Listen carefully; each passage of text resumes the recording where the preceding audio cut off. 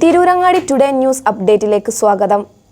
ഇത്തവണ Amiya gold and ഡയമണ്ട്സിൽ തകർപ്പൻ ഓഫർ ഓണം സ്വർണ്ണോത്സവം 2024. ആമിയ ഗോൾഡിൽ തുടക്കമായി ഓഗസ്റ്റ് 1 മുതൽ ഒക്ടോബർ 31 വരെ ബമ്പർ സമ്മാനം 100 പവൻ സ്വർണം, ഒന്നാം സമ്മാനം 25 പവൻ, രണ്ടാം സമ്മാനം 10 പവൻ, മൂന്നാം സമ്മാനം 5 പവൻ. കൂടാതെ 1 ഗ്രാം സ്വർണം വീതം 1100 പേർക്ക്, 100 ഗ്രാം വെള്ളി വീതം 100 പേർക്ക്. ഓരോ പർച്ചേസിലും കൂപ്പൺ ചോദിച്ചു വാങ്ങാൻ മറക്കരുതേ. ആമിയ ഗോൾഡ് ആൻഡ് ഡയമണ്ട്സിൽ നിന്നും ഓരോ പർച്ചേസിനൊപ്പവും ഉറപ്പായ സമ്മാനങ്ങൾ. വാർത്തകൾ വിശദമായി. പരപ്പനങ്ങാടിക്കാരുടെ ഏറെക്കാലത്തെ സ്വപ്നമായ പുതിയ ബസ് സ്റ്റാൻഡ് നിർമ്മാണത്തിനുള്ള തടസ്സങ്ങൾ നീങ്ങുന്നു.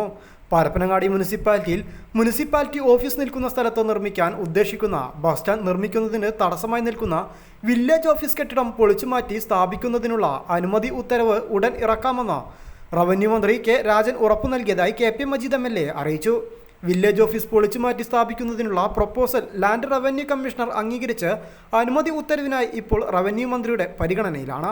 പൊളിക്കുന്ന വില്ലേജ് ഓഫീസ് കെട്ടിടത്തിന് പകരമായി മുനിസിപ്പാലിറ്റിയുടെ കൈവശത്തിലുള്ള 5 സെന്റ് സ്ഥലത്ത് സ്മാർട്ട് വില്ലേജ് ഓഫീസ് കെട്ടിടം പണിയുന്നതിന് മുനിസിപ്പൽ കൗൺസിൽ തീരുമാനമെടുത്തിട്ടുള്ളതും കെട്ടിടം നിർമ്മിക്കാൻ ആവശ്യമായ ഫണ്ട് MLAയുടെ ആസ്തി വികസന ഫണ്ടിൽ നിന്ന് അനുവദിക്കുന്നതിനും തീരുമാനമെടുത്തിട്ടുള്ളതാണ്.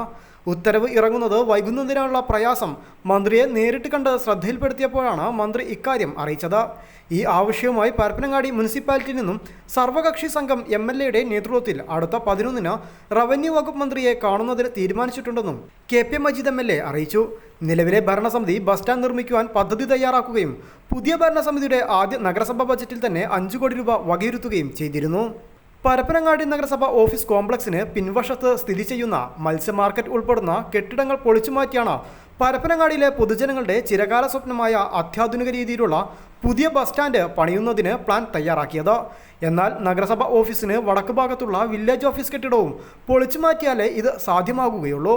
അതിനായി സർക്കാരിലേക്ക് സമർപ്പിച്ചിരുന്നുവെങ്കിലും അനുകൂല നടപടി ലഭിച്ചിരുന്നില്ല. വില്ലേജ് ഓഫീസ് പൊളിച്ചുമാറ്റി സ്ഥാപിക്കുന്നതിനുള്ള പ്രൊപ്പോസൽ ലാൻഡ് റവന്യൂ കമ്മീഷണർ അംഗീകരിച്ച് അനുമതി ഉത്തരവിനായി ഇപ്പോൾ റവന്യൂ മന്ത്രിയുടെ പരിഗണനയിലാണ്.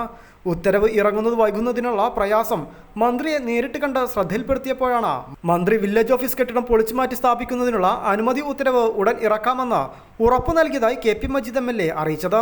News desk Parappanangadi.